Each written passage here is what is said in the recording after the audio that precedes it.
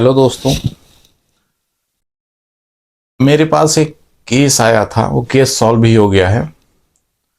Case यही था कि आप ध्यान से समझिएगा, ये एक बहुत क्रिटिकल केस था, बहुत ही मज़ेदार केस था ये।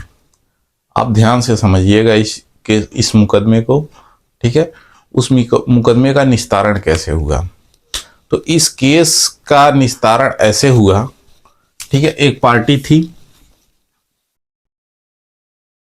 एक को पार्टी थी, और खो और गो और, ठीक है, घ। देखिए कितनी पार्टी हो रही है, ठीक है। और एक अंग, को ख गो घ अंग, ठीक है। इतनी पार्टी है एक जमीन पर। ये आपका कोई एक जमीन है, ये जमीन पर एक पार्टी हो रही है। ये जो जमीन है इस व्यक्ति के नाम से था, ठीक, कौ के नाम से था। कौ ने इस पूरे जमीन को क्या किया, खो को विक्रय कर दिया। क्या किया, विक्रय कर दिया। खो को विक्रय कर दिया, ठीक। फिर जब विक्रय किया तो विक्रय करने के बाद स्टैंप पर सब कुछ पे अंगूठा लगा दिया। अंगूठा लगाने के बाद वो क्या किया, अब रजिस्ट्री ऑफिस में जहां पे अंगूठा लगता है, ठीक है, वहां पर इन्होंने अंगूठा नहीं लगाया, ठीक, वहां पे अंगूठा नहीं लगाया। तो जब वहां पे अंगूठा नहीं लगाया, वहां से भाग गया, पैसा भी ले लिया, स्टैंप भी लिखा गया, क्रेता का और गवाहों का अंगूठा हो गया, लेकिन स्टैंप पे ये अंगूठा लगा चुका था अपना, ठीक है। तो इस पार्टी ने खो को क्या किया, विक्रय कर दिया। जब रजिस्ट्री ऑफिस में अंगूठा नहीं लगाया तो वहीं से भाग गया।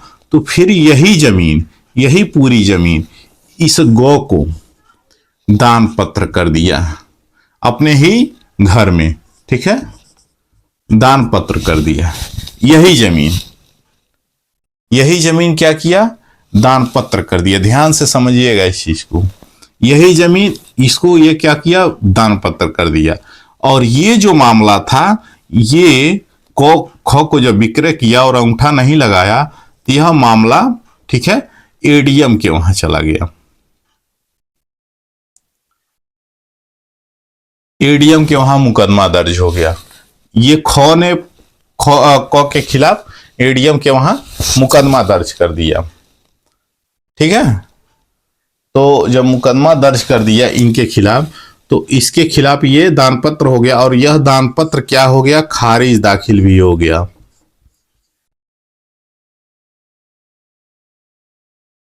खारिज दाखिल भी हो गया। यह दान पत्र खतौनी में नाम चढ़ गया। जब खतौनी में नाम चढ़ गया इस व्यक्ति गौ के नाम से, तो फिर ये कौन है, इसी पूरे जमीन को, अब देखिए ये कौन है, पूरे जमीन को विक्रय किया। विक्रय करने के बाद फिर ये दान पत्र किया गौ के नाम पे। और गौ के नाम पूरी जमीन जब दान पत्र कर दिया, इस गौ के नाम से कर दिया, तो फिर ये विक्रय किया। फिर ये गौ को विक्रय करना था, तो फिर ये क्या किया, पुनः इससे 3 कट्ठा यानी 9 डिसमिल जमीन फिर कौ ने क्या किया, दान पत्र ले लिया, ठीक है। अब मामला देखिए इसमें क्या हुआ। अब फिर कौ ने क्या किया, दान पत्र ले लिया। जब दान पत्र ले लिया, ठीक है, दान पत्र ले लिया, तो दान पत्र लेने के बाद फिर कौ ने, अब देखिए इसमें क्या हो रहा है, फिर कौ ने इस पार्टी को,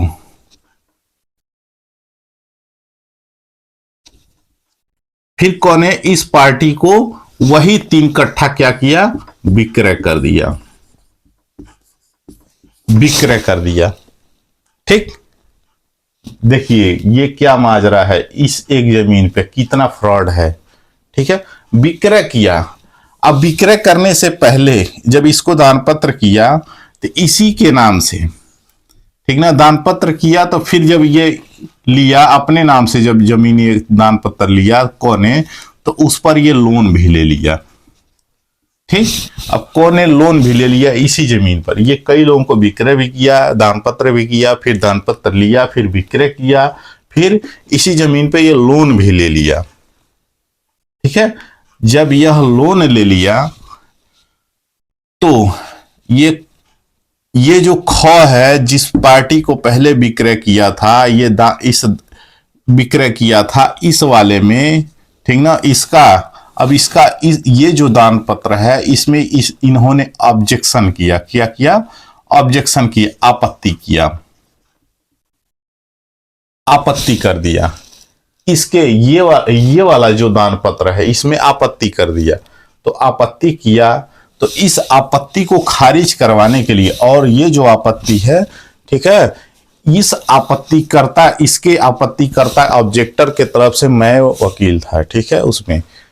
तो ये क्या किया, फिर इसको आपत्ति को खारिज करवाने के लिए नहीं, इन्होंने ये कौन फिर क्या किया, हाईकोर्ट से डायरेक्शन मंगवाया। जब हाईकोर्ट से डायरेक्शन आया, ठीक है, इस आपत्ति को खारिज करवाने के लिए, तो जब बात डेस्क पे बहस पे आई तो उसमें बोला गया, बताया गया, बहस किया गया, मेरे द्वारा बताया गया कि इस पार्टी ने क्या किया है, लोन ले लिया है।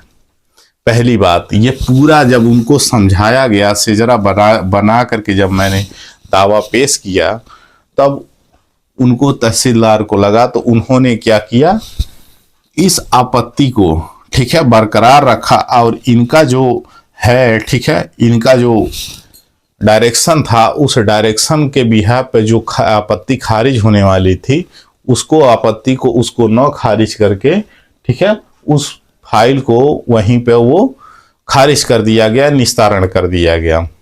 ठीक है, यानी निस्तारण कर दिया गया कि हाईकोर्ट का डायरेक्शन अब का जो सीमा है वो यहीं पे समाप्त होता है। अब हाईकोर्ट के डायरेक्शन का मतलब क्या होता है, हाईकोर्ट ये डायरेक्शन देती है कि आपको जो निर्देश वहां से मिलता है हाईकोर्ट से, ठीक है, लोअर कोर्ट के लिए, वह मामले को जल्द से जल्द सुनवाई के लिए होता है, ना कि अगर कोई व्यक्ति गलत है तो हाईकोर्ट ले आ दिया, गलत भी है, हाईकोर्ट का डायरेक्शन भी ले आ दिया है, तो उसी के पक्ष में आर्डर हो जाएगा। यह हाईकोर्ट का कहना ये नहीं है, हाईकोर्ट का डायरेक्शन और उसका कहना ये है कि आप मुकदमे को जल्द से जल्द निस्तारण करवाइए। ठीक है, तो वहीं पे हाईकोर्ट के उसी लाया तो वही पार्टी था, लेकिन उसी को उल्टा भारी पड़ गया। ठीक है, मुकदमे का निस्तारण वहीं पे हो गया, फाइल वहीं पर रख दी गई है। और जब मामला एडीएम के वहां से आएगा, ठीक है, आर्डर होकर के इसके पक्ष में आर्डर होकर के आएगा, तो तुरंत इसका नाम चढ़ जाएगा, इस पूरे जमीन पर ख का नाम चढ़ जाएगा। और ये ठीक ना, ये जो दान पत्र है, इसका दान पत्र है, इसका विक्रय है 3 कट्ठा जो है, ये सब खारिज हो जाएगा, सब खत्म हो जाएगा। तो ये मेरा वीडियो बनाने का मकसद यही था, उद्देश्य यही था।